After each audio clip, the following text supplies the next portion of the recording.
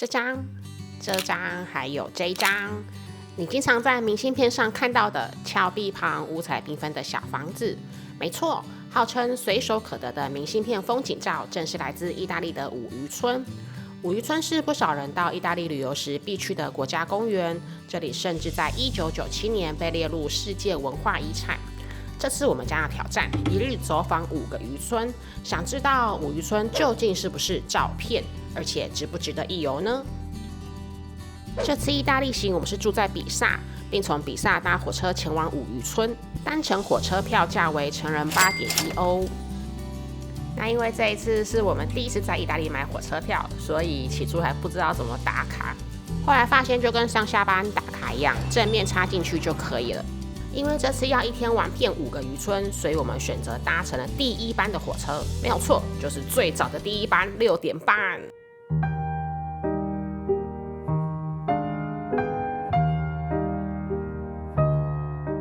我们是住在位于五渔村东南方的比萨，所以要先搭火车到拉斯贝齐亚火车站做转乘。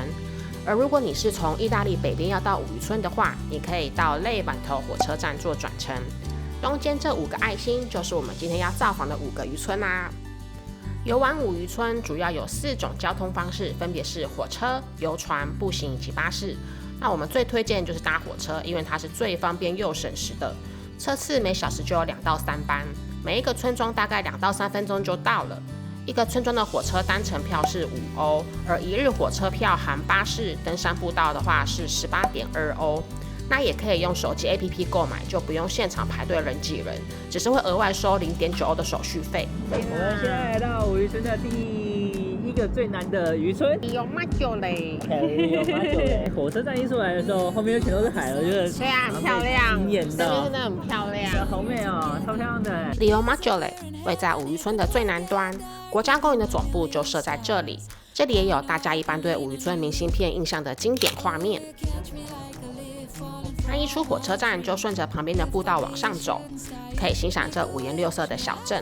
走累了还可以看个海景，放空休息一下。你说什么太美啦？真的耶，一眼就可以看到底，好漂亮哦，真的是很干净。你会发现很多人家的院子都有种植柠檬，当地盛产柠檬、葡萄以及橄榄，你可以这边买一些相关的产品当伴手礼。这个好香。我们觉得5个渔村中观光做的最好的就是这个村落，这7彩缤纷的房子搭配着无敌的海景，这里号称随手可得的明信片风景照是真的。接下来我们要往北走，前往人气最高的渔村马纳洛拉。这里是意大利最美100大小镇之一，不少五渔村的经典相片都来自此。幻想着世界最美的渔村到底有多美，结果这人潮也太夸张。我们是5月中的平日去的，没想到竟然有一大堆的旅行团，光是火车要出站就卡了我们快半个小时。今天是平日哎，我们刚火车真的是挤到比台北捷运还要挤哎，所以刚挤火车挤到超不舒服了。现在已经算是进入旅游旺季了，只要一到旅游旺季，天哪，那个意大利的人潮真的就很多。我觉得还是避免就是6日还是旺季来，冬天来不错。出站后沿着隧道直走，就可以抵达第2个渔村啦。哇，出来了！那也因为这也是最多游客朝圣的渔村，这边卖纪念品的商家餐厅也明显的比上个渔村多非常多。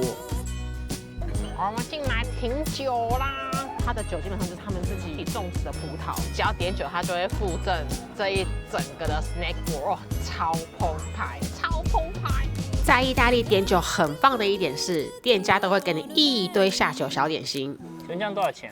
这样的话是11欧。虽然马纳洛拉是最受欢迎的渔村，但这次因为人潮实在太多，原本所想的在这里惬意的享受渔村风情的美好，老实说真的有点破灭，整体体验没有到非常好。接下来我们继续前往第3站 Corniglia， 这里是五渔村中面积最小、海拔最高、位处半山的小村落，是唯一一个游船不能到达的村落。想来这里只能靠火车转巴士，或是跟我们一样爬365个阶梯上来。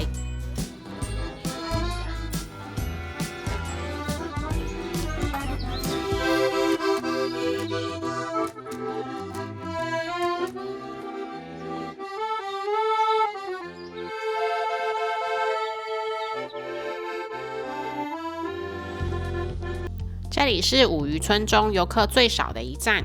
我们发现这里贩售的纪念品啊，还有食物的价格都会比其他村庄再低一点，因此建议可以在这边买东西、吃东西。继续往北走，来到第4站 Vetna 站，被推举为最有特色、夕阳 No.1 的小镇。这里也是人气第2高的渔村。这里的房子色彩相当缤纷，整体看起来真的超可爱的。主要景点有小海湾、海石洞沿岸，这里也是看日落的好地方。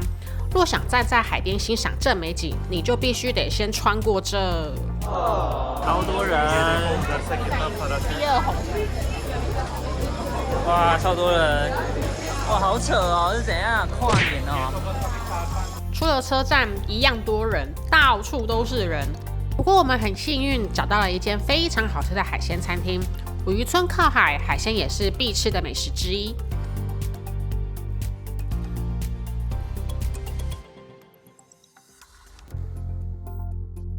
爱吃的鱼最好吃的，然后肉质很细。这虾子我们以为是熟的，没想到是生的，真的完全吃不出来。This one is 150 and this one is 2. And they are all brown. Okay, and this is 4. That The is one I for- choose. Yes, it's Okay. a special one. And the fish. Do you know what's the name for the fish? This one is Brazil sea bass. 啊 sea bass 鲈鱼啊。店内的海鲜都是当天现捕、现点现做，料理也不会过度调味，吃得到海鲜自然的鲜甜。服务人员也都非常友善，是一间我们会想要推荐的餐厅。来到五渔村，当然也不能错过当地必吃的美食——青酱口味的佛卡夏。听说来这边一定要吃新疆子。来这边一定要吃佛卡夏，然后青酱口味，因为青酱跟佛卡夏就是五渔村当地的名产，所以那个哇，超好吃的感觉。它就很像青酱厚片吐司。我们到达了我们的今天的最后一站。对，最后一站。这边很讶异的是，火车站一出来，直接就是海滩哎，然后全部就是，我靠，你看，全部都在晒太阳，请看。最后我们到达了滨海度假胜地 Monte Rosso， 这里是五渔村中最北的一个村庄，这里有超辽阔的大海滩。5个渔村当中面积最大的一个渔村，那也就是最商业化的渔村，所以这边有很多的饭店啊、餐厅啊，都是林立在这边。Monte Rosso 可能是五渔村中最不像五渔村的地方，因为从1950年代开始，这里就开始发展观光业，新建了大量的旅馆和饭店。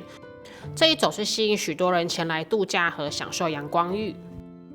Monte Rosso 这一站查票查得很严格我们刚刚一路就被查过3次，真的。前4个渔村都没有被查票，就在这一个渔村，妈呀！所以记得要买票啊，不要逃票。一口气给你查3次这样。以上就是一日五渔村的内容，让我们分享一下真实的感受。如果要用一个字来形容这次旅程的话，我觉得就是急，真的是急死人了。我们在5月中旬出发，还未到真正的暑期旺季，却已经感受到人满为患的情况。每次进出火车站都需要等待数十分钟，车内也是拥挤不堪，每个人都只能站着，就像尖峰时期的捷运一样拥挤。虽然交通只是旅行的一小部分，但它严重的影响了我们原本预计悠闲的步调。因此，我们不建议在1天内冲完5个渔村。如果有时间的话，建议在1-2个村庄中悠游漫步，享受当地的风情。那如果你计划要游玩整个五渔村，建议可以安排至少3天以上，或者可以考虑冬天再来，游客数量较少，旅游品质也会比较好。那最后感谢大家观看这支影片，祝大家旅途愉快喽，Ciao。